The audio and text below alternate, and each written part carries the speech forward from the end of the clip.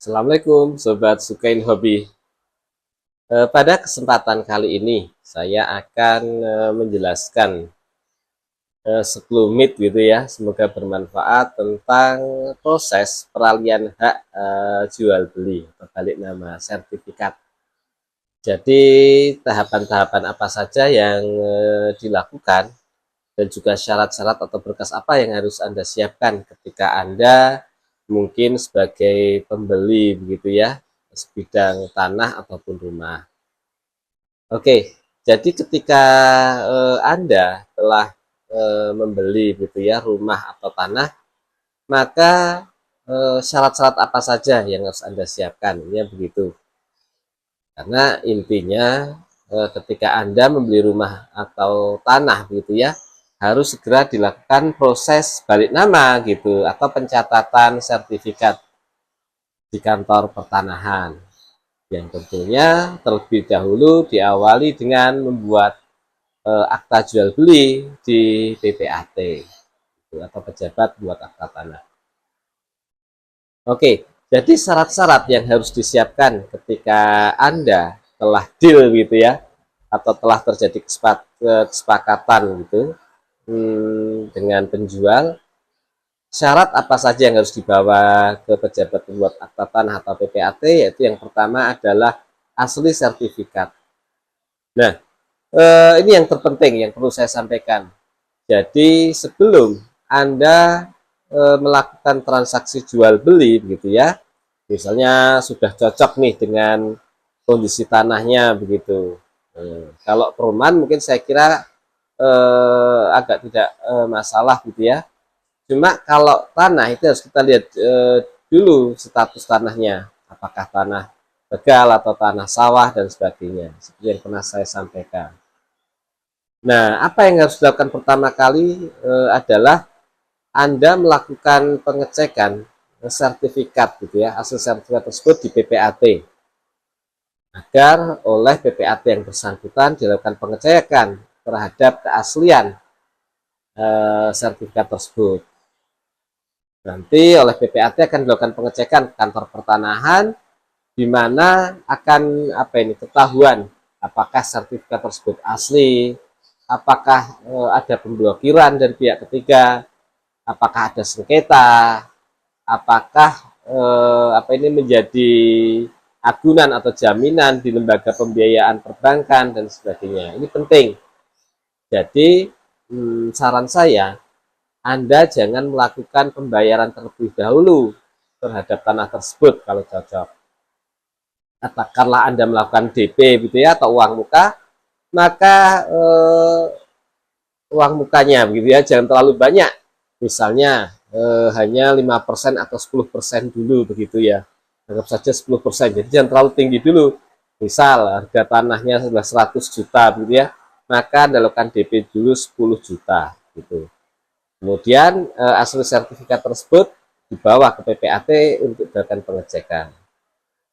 Nah, ketika oleh PPAT gitu ya dinyatakan bahwa sertifikat tersebut, tanah tersebut atau rumah tersebut tidak ada masalah, clear and clean begitu ya istilahnya, jadi tidak dalam sengketa dan sebagainya, maka Anda bisa melakukan tahap selanjutnya begitu ya, mungkin melakukan pelunasan dan sebagainya, atau mungkin nanti pelunasannya itu dilakukan bersamaan dengan ketika menandatangani akte jual beli, itu juga bisa. Jadi ada dua cara begitu ya, ada dua varian gitu.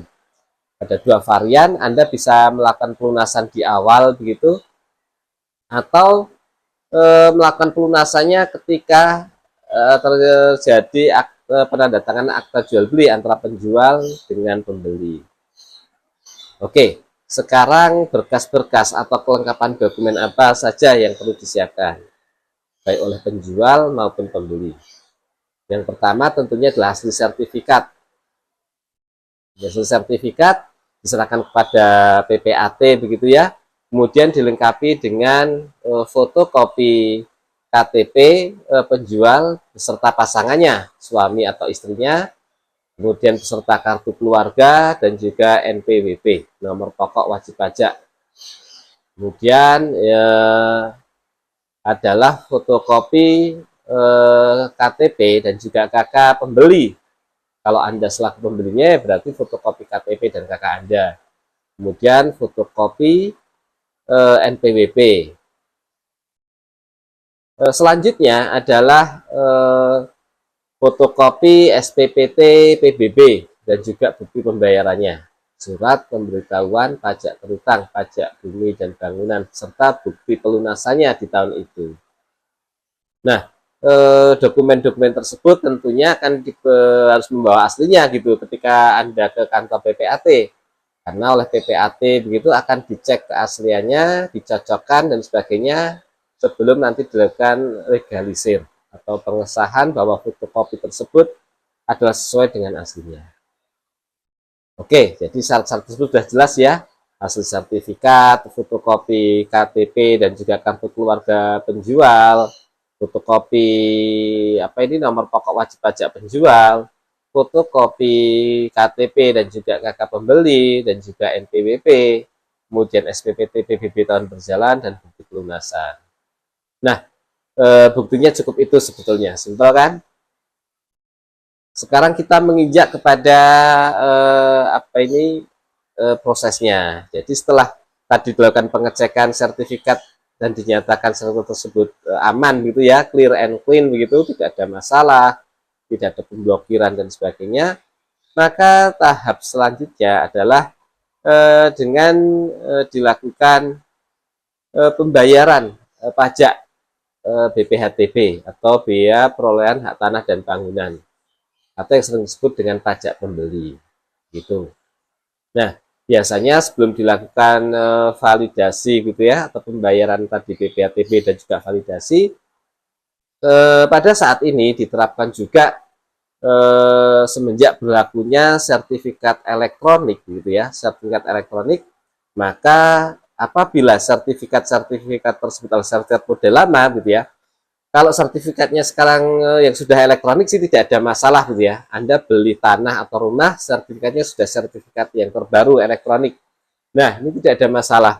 Namun ketika yang Anda beli ternyata masih sertifikat model lama, yang bergambar Garuda itu ya, yang hijau, berwarna hijau, maka oleh kantor pertanahan, nah ini disyaratkan gitu ya, dengan aturan yang baru harus dilakukan pemotingan dan juga validasi bidang tanah. Jadi setelah diambil koordinatnya begitu ya, ditinjau berdasarkan dengan memakai satelit untuk diklopkan mungkin ya, terhadap validasi bidang tanah, validasi bidang tanah elektronik, validasi surat ukur elektronik dan sebagainya, maka akan diberikan stempel oleh kantor pertanahan bahwa gambarnya ini adalah telah sesuai begitu. Gitu. Jadi itu kalau terjadi Anda membeli gitu ya, bahwa sertifikat tersebut masih sertifikat lama, belum elektronik. Oke, jadi harus dilakukan dulu pemlotingan, kemudian validasi bidang tanah elektronik, dan juga validasi surat ukur elektronik gitu. Oh iya, ini ada tambahan juga, seperti di daerah kami misalnya di Kulon Progo, Yogyakarta ini ya, daerah istimewa Yogyakarta, apabila daerah tersebut adalah daerah yang terdampak misalnya untuk fasilitas umum seperti tol ataupun bandara dan sebagainya, maka harus dicekkan juga apakah tanah-tanah tersebut terkena dampak dari proyek-proyek tersebut untuk kepentingan nasional ataupun untuk kepentingan umum ini gitu. Nah, kembali ke tadi ya, pokok bahasan tadi, setelah dilakukan plotting, validasi dan sebagainya tadi ya, kemudian dilakukan pembayaran BPHTB, biaya perolehan hak tanah dan bangunan tadi atau pajak pembeli, maka dilakukan validasi di kantor Pemda, di BKAD, di Badan Keuangan Aset Daerah. Ada yang namanya kalau dulu DPKKA dan sebagainya. Jadi instansi Pemda yang memvalidasi pajak ini nanti akan dilihat dan sebagainya, apakah telah sesuai harganya, NJOP-nya, dan sebagainya. Bahwa kan kadang dilihat dari nilai pasar juga. Oke, setelah proses validasi dan pembayaran tadi ya, pajak BPHTB atau pajak pembeli selesai, yang selanjutnya adalah melakukan tahapan pembayaran PPH atau pajak penghasilan atau pajak penjual. Setelah itu dilakukan validasi atau pengesahan di kantor pajak Pratama. Gitu. Setelah validasi tersebut selesai, gitu ya, validasi pajak penghasilan selesai, tahapan yang berikutnya adalah penandatanganan akta jual beli di depan PPAT.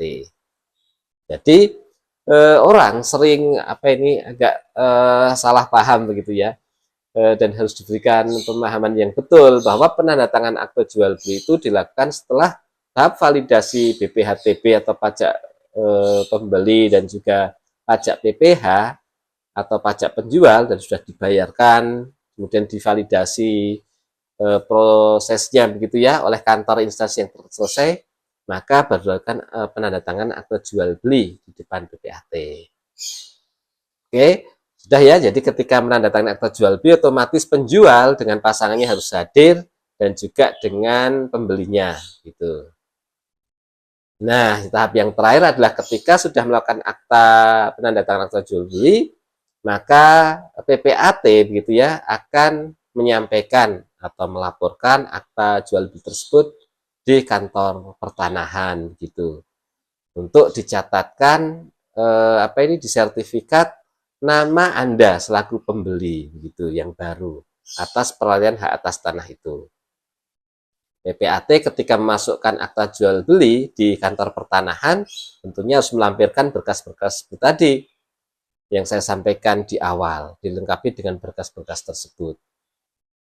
Nah, cuma itu sebetulnya.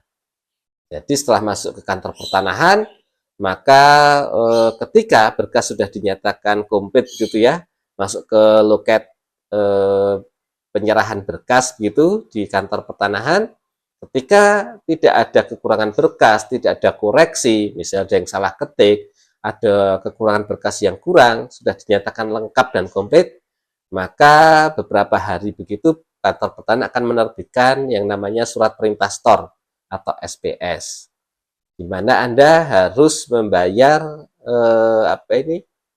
biaya tersebut, penerimaan negara bukan pajak.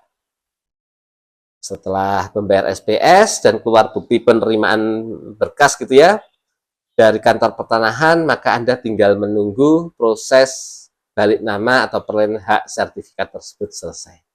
Gitu.